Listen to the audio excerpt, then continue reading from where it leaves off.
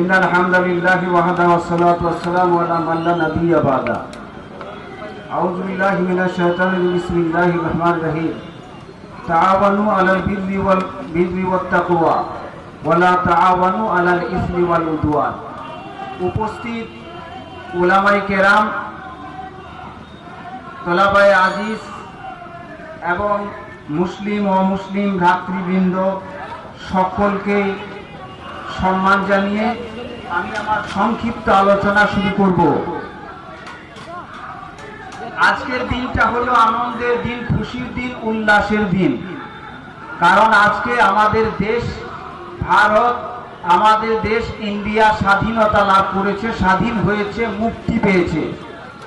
যেমন নবী সাল্লাল্লাহু আলাইহি সাল্লাম যখন মদিনাতে গিয়ে দেখলেন ইহুদিদেরকে রোজা রাখতে, জিজ্ঞাসা করলে তারা উত্তর দিলেন যে এই দিনে আল্লাহ মুসা নবীকে বাঁচিয়ে ফেরাউনকে লোহিত সাগরে ডুবিয়ে মেরেছেন। তার শুকরিয়ার্থে, তার আনন্দে মুসা আলাইহিস সালাতু ওয়াস সালাম রোজা রেখেছেন। তার অনুসারী হিসেবে আমরা আজকের দিনেই রোজা পালন করি। তখন নবীজি বললেন, আনা আহাক্কু ওয়া আওলা মিনকুম বিমূসা, আমি তোমাদের চেয়ে মুসা আলাইহিস সালামের প্রতি বেশি হকদার। নবী সেদিন থেকে রোজা রাখা শুরু করলেন। মোট কথা, ফেরাউনের জুলুম থেকে, ফেরাউনের কালো হাত থেকে, ফেরাউনের অত্যাচার নিপীড়ন থেকে যেমন হযরতে মুসা আলাইহিস সালাতু ওয়াস সালাম নাজাত পেয়ে তিনি আনন্দ করেছিলেন, শুকরিয়া করেছিলেন, মুক্তি দিবস পালন করেছিলেন।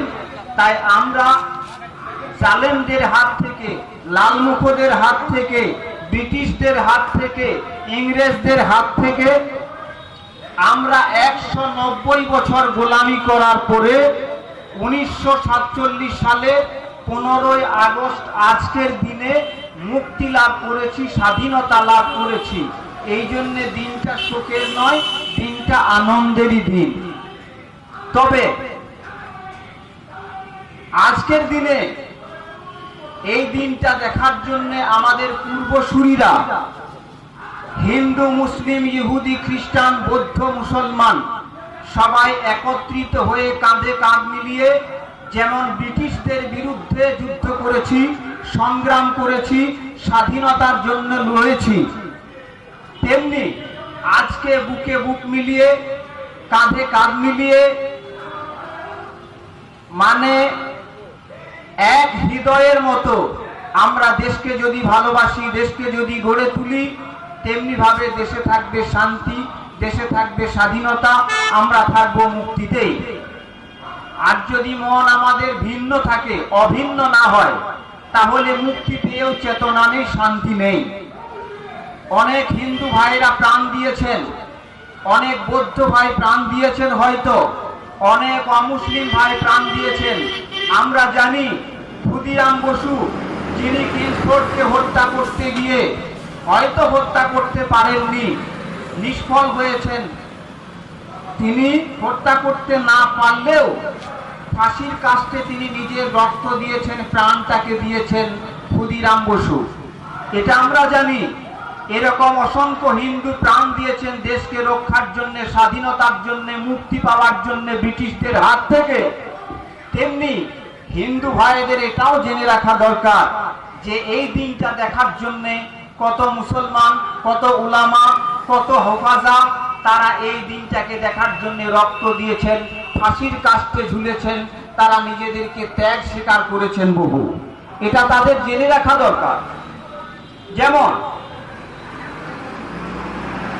জনাব মাওলানা কাসেম নানুতুবি রহমতুল্লাহ আলাইহি, যিনি দেওবন্দ মাদ্রাসার প্রতিষ্ঠাতা, এক সময় এই মাদ্রাসাটাকে ব্রিটিশ বিরোধী একটা শক্তিশালী কেন্দ্র হিসাবে গড়ে তুলেছিলেন।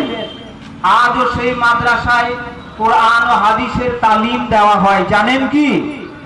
এটা হলো দেওবন্দ দারুল উলুম মাদ্রাসা। আজকে যারা সমালোচনা করে থাকেন, যারা আঙুল তুলে থাকেন যে মাদ্রাসায় দেশদ্রোহিতার শিক্ষা হয়, মাদ্রাসায় আতঙ্কবাদিতার শিক্ষা হয়, তারা জেনে রাখুন যে এই ভারত মুক্তি পেয়েছে মাদ্রাসাগুলো থেকে। কারণ উলামা তুলাবা এরা দেশকে ভালোবাসে, এরা দেশপ্রেমিক মানুষ, এরা দেশদ্রোহী মানুষ নয়। জনাব মাওলানা শের আলী এই ভারত স্বাধীনতার সংগ্রামে লড়ার জন্য যার 14 বছর জেল হয়েছিল, তিনি আন্দামান জেল খাটছিলেন। হঠাৎ সেখানে কুখ্যাত লর্ড মেয়র তিনি জেল পরিদর্শন করার জন্য আসেন, আন্দামান সেলুলার জেল পরিদর্শন করার জন্য। মাওলানা শের আলী তিনি সুযোগ বুঝে বাঘের মতো ঝাঁপিয়ে পড়ে রক্ষীদের পরাস্ত করে চাকু হাতে সেই কুখ্যাত লর্ড মেয়ের উপরে ঝাঁপিয়ে পড়েন। আর চাকুর আঘাতে, মাওলানা শের আলীর চাকুর আঘাতে ওই আন্দামান জেলে তার জীবনের শেষ মুহূর্তটি চলে আসে, ঘনিয়ে এসে মৃত্যুবরণ করে। মাওলানা শের আলীর দ্বিতীয়বার বিচার হলে তার ফাঁসির অর্ডার হয়। ফাঁসির কাস্টে বীরের মতো শহীদ মৃত্যুবরণ করেছিলেন মাওলানা শের আলী। আর মুসলমানরা দেখেন কত প্রাণ দিয়েছে, রক্ত দিয়েছে। এরকম মাওলানা নিসার আলী, যাকে তিতুমির নামে আমরা সবাই জানি, মাওলানা আশফাকুল্লাহ যিনি রক্ত দিয়েছেন দেশের জন্য, মাওলানা শের আলী যিনি দেশের জন্য প্রাণ দিয়েছেন। তারপরে স্বাধীনতা সংগ্রামের অন্যতম সেপাহসালার জনাব হুসাইন আহমদ মাদানী, ইংরেজরা তাকে যখন বিচারালয়ে নিয়ে যায় আদালতে, বিচারক তাকে জিজ্ঞেস করলেন, হে আহমদ মাদানী, তুমি আমাদের বিরুদ্ধে ফতোয়া দিয়েছ, তোমার জানা আছে তার কি পরিণতি হতে পারে? তিনি জলদ গম্ভীর স্বরে উত্তরটা কিভাবে দিলেন? কথাই না।